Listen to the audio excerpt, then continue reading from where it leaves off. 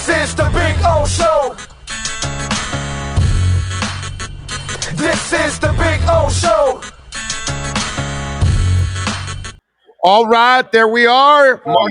Jacques joining us right now from ESPN and our Edge energy drink. And of course, remember, you can get the Edge, only 78 calories, man. What a joke. 10% off when you use our code Big O. So order Edge energy drink.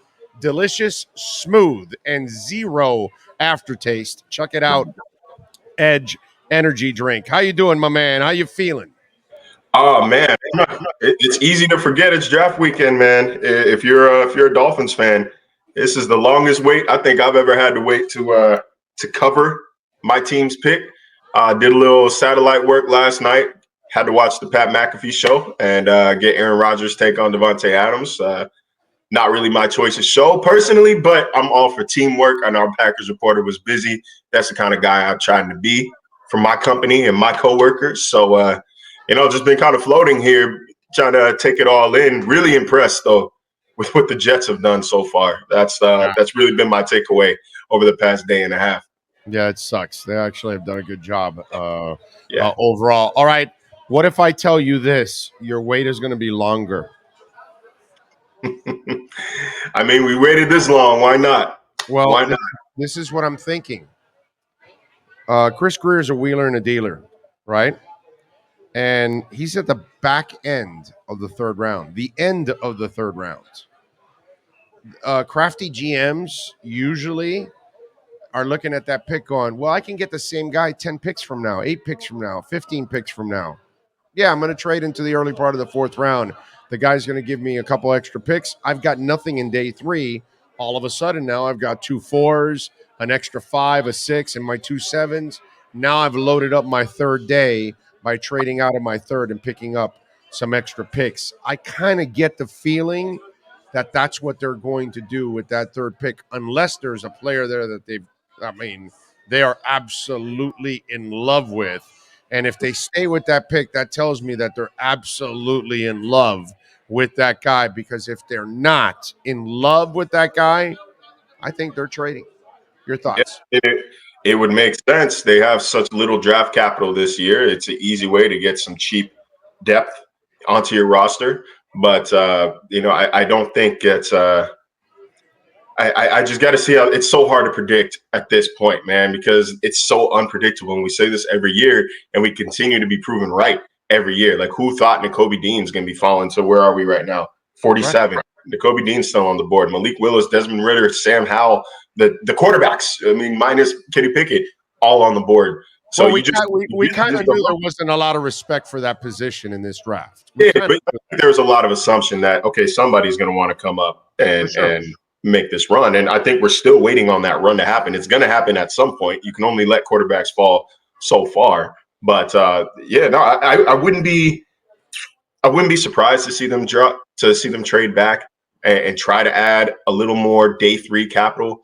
But either way, I think it's okay for them to just stay put, stay at 102, get your 4 guys, bring them into camp, add your undrafted guys, and move on. I mean, the roster is more or less, I don't want to say more or less set. There's a lot of depth players that depth positions up for grabs still, but it's not like you got room for 5 rookies on this roster right now, or 6 drafted rookies on this roster. So it's I think we'll get a better idea of what really their plan is here when the second round starts to really come to a close. Because I'm telling you, man, if Dean keeps falling like this, I mean, we're at 47. If Dean keeps falling and you can find somebody to take your third rounder this year and your third rounder next year, and a third rounder next year, I'm not going to fault Chris Greer for being aggressive. I'll just put it that way. I'm not going to fault him for making a move up for a guy who can impact your defense right away. So, we'll just have to, again, we got to wait and see. That's just kind of the nature of the draft, especially this year's draft, when it feels like everybody is willing to make a trade. Yeah. And let me ask you, if from studying the draft, if you look at the back end of that third round and then you start looking at the middle of the first 16 picks of that fourth round, how much of a difference is in that player. When you start looking in that area, just out of curiosity, is there that much of a difference? That's why I brought it up. Yeah, no, it would. Again, it really just depends on who's on your board, and I'm not intimately familiar with how the Dolphins set their board up. I know how the Bills used to set their board up. They would edge it, or they would categorize it by position and then round, or round and then position. So if they've got guys who they got a third round grade on at certain positions in need, say interior offensive line or linebacker, interior D line, then go ahead and make your move, make your pick there. You don't want to, it's one of those bird in the hand is better than two in the bush kind of situations. Just get your guy when he's there. Like you said before, if you like him, send it in, Chris, man. The runners are waiting. They're bored over there in Vegas. They want to do some walking. They want to do some writing over here. Those cards are getting lonely. Just get it done. Let me ask you something. I want to run something by you. What'd you think of the Hollywood Brown trade? I mean, you saw what AJ Brown was available for, so it's a little surprising. Going deeper beyond the compensation, though, it is curious that Marquise Brown was ready to leave. He wanted out of that system. He was tired of the run first. Even though if the ball's being thrown, it's either to him or Mark Andrews. He's been productive when he's healthy, but they made no. You're not hitting any incentives in that offense. No, you're not. So he's not going to be a big money receiver playing in Baltimore. I'm curious how this impacts Lamar Jackson. There you go. Clearly was not happy. That's what I was wondering, if you're thinking the same thing I do. I'm wondering if Lamar Jackson is looking in the mirror going, first of all, I need to get my ass in gear and get a contract, because I'm like I'm kind of a running quarterback that I put myself at major risk compared to all the other guys. And then number two, until you start learning to beat people consistently from the pocket, this is your norm. Receivers, if they don't get drafted there, you're not going to get any top receivers to want to go there, because they're not going to hit any incentives. They're not going to get you. I read Hollywood Brown's stats. He barely crossed 1,000 yards this year on 91 catches. And he had his worst yards per catch average this year at 11. And that's a guy that, with Kyler Murray, he's going to average 15 yards opposite of B-Hop. You know what I mean? Because Kyler Murray is a passer who has athletic skills, like Russell Wilson, a passer like Steve Young, a passer with athletic skills. Lamar and guys like Ryan Tannehill, these are athletes trying to play quarterback. I wonder if Lamar is picking up on this, and what a detriment this will be to his career if receivers don't want to play there. It will. It'll be a major impact, man, as Malik Willis just continues to fall. But it'll be a major impact if he can't be. Which I don't know, man. I think it's overblown. Also, his inability to be effective from the pocket. I think he is an effective pocket passer. I just think he's better when he runs the ball. I think if they told him, all right, man, stay in the pocket, no running, no more nonsense, just cut and dry. He wouldn't last. He wouldn't last a year, my brother. He'd throw. I think he could. I think you have too much sympathy for him, and you're not really looking at the picture. He's not an accurate passer, dude. He's not a good passer at all. At all. He can't even throw the entire tree. He struggles with that. He has to stay kind of in the middle of the field, because his outside passing is just not up to snuff, man. He struggles. You need to go look at quarterback challenge of Lamar Jackson. Watch him. He can't even hit standing still objects. I think it's overblown. Is he one of the most precise passers in the NFL? No, I can give you that. I can give you that. He's accurate enough, though. He's accurate enough, but it's so effective as a runner that. That's not a good thing. What does it matter? That's not a good thing. Your quarterback is not supposed to be running, bro. You'll get haloti nada eventually. Look, man, he won an MVP doing that stuff. I think it works to an extent. works to an extent. The Ravens last year were also just one of the most freakishly injured teams in the NFL. And they limped to the end of the season. Obviously, didn't make the playoffs. Excuse me. And I'm more worried about what he does. I'm more worried about how he performs under pressure. I mean, when you look at what Miami did to him in what was that, week 10? That's what I was going to tell you, that in the years prior, when healthy and he gets to the playoffs, he gets shut down. He doesn't do anything in the playoffs. Why? Because they shut down the run and they say, all right, kid, you got to beat us with your arm. And, of course, he can't do that. Well, yeah, I mean, he's throwing to Hollywood, Mark Andrews, and Willie Snead for most of his career. Like they for as good as the Ravens are at drafting, they have not done a great job of surrounding him with talent and weapons. And like it's possible to do it. It is possible to revamp an offensive arsenal in one offseason. The Dolphins just did it. The New York Jets just did it. But Tyreek Hill would never play in Baltimore. Never. Cedric Wilson will never play in Baltimore. Ever. No receiver will ever sign a big contract unless you guarantee it all, because he's never going to hit incentives. So nobody's ever going to sign big money. Nobody wants to play in that scheme. Nobody wants to play in that scheme right now. It's extremely run heavy. So, yeah, I mean, tight ends probably would love it. But receivers are divas on average. So they want the ball. And in an offense that you're not throwing the ball to receivers, you're only throwing it to running backs and tight ends. It's not a sexy offense, man. No, but on the flip side of it, I like it a lot for Arizona. I think you're at the point where at 23, all the receivers were gone. All the receivers, it's not worth it. If you can get a guy who is a proven producer, then go ahead. Oh, dude, opposite of B-Hop, it's a great move, dude. Hollywood's going to love this. He's going to be single covered. Kyler Murray's going to have a field day with that guy because you're so worried about B-Hop. That guy gets to play opposite of B-Hop. That's crazy stuff. It's a good offense. It is a good offense going. A little moderately concerned about what their backfield is looking like. I don't know if James Conner is reliable enough over 16 games. I don't think they have a second running back there right now, as far as I know.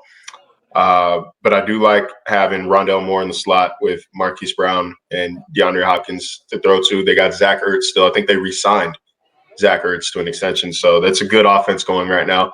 Worth it for them. But like teams like Baltimore and Tennessee, man, like I don't like the move from their end. I don't like trading AJ Brown for number 18. Just replace. I have my theories on that one. Saying, okay, like, well, Elon Burks, you go ahead. You'll be Brown now. They're stuck with Tannehill for one more year. So if you pay AJ Brown, you still have to now cut Tannehill next season, draft a new quarterback, and develop him. Meanwhile, you're paying AJ Brown $100 million to not have a quarterback that can throw to him, because obviously Tannehill's limited, and then you're going to have a young guy after that probably, because you got to move on from Tannehill. You're just stuck with him for another year. So get rid of him now, get your picks, go draft another young guy so you can start to develop him, and he'll be the guy that will grow with the next quarterback, because it isn't going to be Tannehill. That's my logic behind that and why they made that move. There's no reason to pay A.J. Brown now when he's useless for the next 2 years when you're in transition at that quarterback spot. I mean, it doesn't not make sense, but I don't know, man. I'm of the mindset of when you get good players, keep them.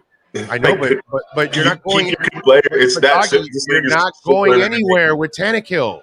You're not going anywhere with that guy.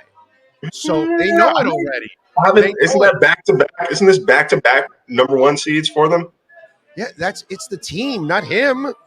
Well, I mean, still, the team is working. The team's working. Derrick Henry was a little injured. Questionable play calling there against Foreman was awesome, dude. Didn't matter. That actually the Henry thing didn't hurt him that much because Foreman was fantastic. Actually, they had two running backs this year. He was great, dude. He looked like Derrick Henry against the Dolphins. I feel like it is a weird move for a team that again has been The number one seed back-to-back years that reached the AFC Championship game. What was that? You're 2 right. years ago, 3 years ago? Yeah.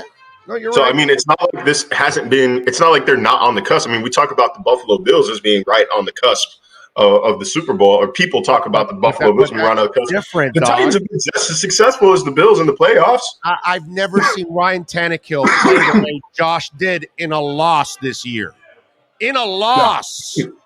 Okay? In a freaking loss, Josh Allen looked like an MVP. I've never seen that from Tannehill. So you always have hope with the Bills because you got a guy that can make plays. Tannehill's a guy that it has to all be on point. The blocking has to be perfect. The running, the route has to be perfect so he can lay it out there and just facilitate because that's all he is on his best day. But when there's chaos, Tannehill's done. Just like Lamar Jackson. When there's chaos and the route is broken down, the play's broken down, gone. History. Lamar has the beautiness of that saves his ass. Tannehill can't do that. That's just the problem with run first teams.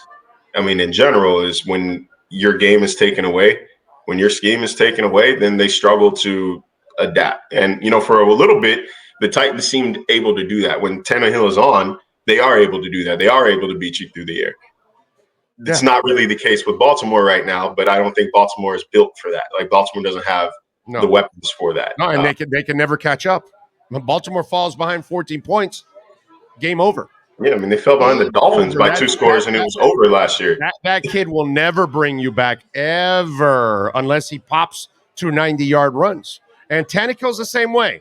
Once Derrick Henry's not running the ball and they stop him and they fall behind, he'll never catch up again. That's why I'm telling you that I think that's what don't you get the vibe this year that Vrabel and company finally figured out what they have at quarterback? Like they hadn't figured it out yet. Like some of us have figured it out here in Miami because we know already we watched the guy. But you could tell that they're like, yeah, that's not the guy. We've got to move on. But we're stuck with him for one more year, so we've got to get by. I don't doubt that they think they're stuck with him, but the problem is, man, that is a hard sell to your fan base. Is hey, we made the number one. We are back-to-back number one seeds, back-to-back division champions, but we don't think we got it with this quarterback. So we're just gonna say, all right, screw it. Like we got as far as we can. We're gonna just start over. We're gonna take a step back a little bit. What's Kirk Cousins, dude? The same thing. Someone who's not getting you to the NFC Championship game. It's the same. Hey, Nick Foles won a Super Bowl. That stuff doesn't fly with me. I mean, do you want Kirk Cousins as your franchise quarterback? Well, I mean, if Nick Foles if you can win a Super Bowl with Nick Foles, why can't you win a Super Bowl? Why can't you even get there with Ryan Tannehill? That's what I'm saying. Your team has to be so beastly that you can carry, Peyton Manning to a championship because he can't throw 10 yards. I get what you're saying there. That's what I'm talking about with the Titans. Like, why you're there? You're right there. Why not? But if you have the right quarterback, you can win it with the Titans, with the Minnesota Vikings, and with the New Orleans Saints. Would you rather have the right quarterback? You're not winning it with those teams, even though they have the team. They don't have the one guy that can make a couple of extra plays in a game. Would you rather have Ryan Tannehill with A.J. Brown or without A.J. Brown? If he won the guy with A.J. I'd rather have you at quarterback than Ryan Tannehill. What on God's green earth is that man going to do with no A.J. Brown? He's on the Robert Woods and who? The Treylon Burks. My bad. Yeah. Oops. Forgettable. Sorry. But it doesn't make sense to me. Like it'd be one thing if like you're squeaking into the playoffs every year or you're getting in as like the 5th seed and you're battling in the wild card every year and this, that, and the third. But like you're getting the 1 seed. You just reached the conference championship game not that long ago. Like why not just maybe Tennessee is doing a Brian Flores. He tried to sabotage Tua. Maybe that's what they're going to do. They're sabotaging Ryan. So by the end of next season, they're like, you see, guys, we got to move on. He's gone. He's out of here. And that's it. But then that you don't understand, man. I'm having fun. Now you're putting jobs at risk. Like if you're John Robinson and you're Mike Vrabel, now you're saying, all right, well, I'm joking. Oops, we're. I just really think they know they don't have the guy, and they're going to have to get a new quarterback. And like, why are we going to pay A.J. Brown half his contract that he's not going to do anything because he doesn't have a quarterback? That's the only reason why I think they traded him. That's it. That's just me. Because when you do get a quarterback, he'll have A.J. Brown. Like he'll have a star. If you get a young quarterback his first and second years, he's probably learning on the fly there. So that's your 4-year contract right there. The 2 years that you won for Tannehill, then you draft him and you're developing him. Now you're going to wait till year 4. That's his last year, and you don't even know if you have a quarterback or not. That's why I'm saying that to pay him that money and you still don't know if you have the guy to throw it to him. I understood that move. I really did. And I'm with you. It's weird how you get rid of a monster, because A.J. Brown is a monster. Okay? That guy is wow. No, just he's physical. Yeah, he's special. Wow. So it just didn't. I don't know. I can't get on board with it right now, man. I just can't get on board with it right now because it doesn't. It sounds like the issue was they didn't want to pay him. They didn't want to. It wasn't that far off. He said they didn't offer him 20. I think they offered him 16, 17, and he just said he told my coworker Teron Davenport he would have stayed for 22 a year. He would stay for 22 a year. With the way that the wide receiver market is exploding, is it fair? No. Like, sucks for you, Tennessee Titans, but like you could pay A.J. Brown $22 million a year. Oh yeah, they could have. They could afford that. It just doesn't. It doesn't make sense to me. It doesn't make sense to me. It seemed like the cheap way out. And again, if Tannehill wasn't the guy with A.J. Brown, he for sure ain't gonna do it without A.J. Brown. So they're assuming that Treylon Burks can just come in and be that right away. Nah, you don't replace that guy. You don't replace A.J. Brown, bro. But I mean, this is good. This is great news. Like what DK Metcalf. There's only a couple of those kind of guys that are these big physical freaks that can run, dude. There's only a couple of those in this league, man. AJ DK.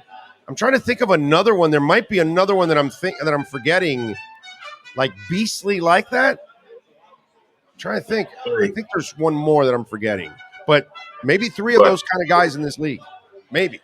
We can localize this. We can localize this real quick. This is good news for the Dolphins. This is great news for the Dolphins. I like that. The Titans were a playoff team last year. So now we've got 2 teams that made the playoffs last year, and the Titans and the and the Patriots, who got worse. They got worse this offseason. Like, those are your 2 spots. Those are now, because there's about 5 teams that didn't make it last year who are all going to be attacking for these open spots. Now you got 2 that are up for grabs, in my opinion. You got 2 that are up for grabs, in my opinion. I think the Chiefs are going to be fine even without Tyreek Hill. I think they'll be fine. Let's see if they grab anybody today. When are they picking? Andy Reid is such a brain, dude, when it comes to offense. I'm with you there. He's the one guy that you could feel he could design an offense and overcome that kind of stuff. You're right. Yeah. So I think this is great news, because I thought the Titans had gotten better by adding Robert Woods. I think adding Robert Woods was a better move than adding Julio Jones, because Robert Woods can still play. Even if he's coming off of ACL, he can still play. Julio is washed. There's a reason why he's not been signed yet. I'm with you there. It's great news for the Dolphins. Let's see, what are we at now? We are at pick 50. We got 70 to go, baby. Not even halfway there. There you go. So you can watch them then trade out. All right, Marcel, appreciate you as always. Make sure you follow him on Twitter at Marcel_LJ and catch him twice a week here. Living on the Edge with our Edge Energy Drink Miami Dolphins report. Thank you, my brother. We'll talk tomorrow. See you tomorrow. You got it. There you go, the great Marcel Louis Jacques.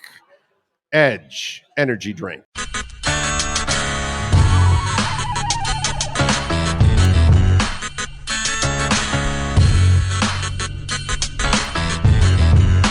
This is the Big O Show. This is the Big O Show.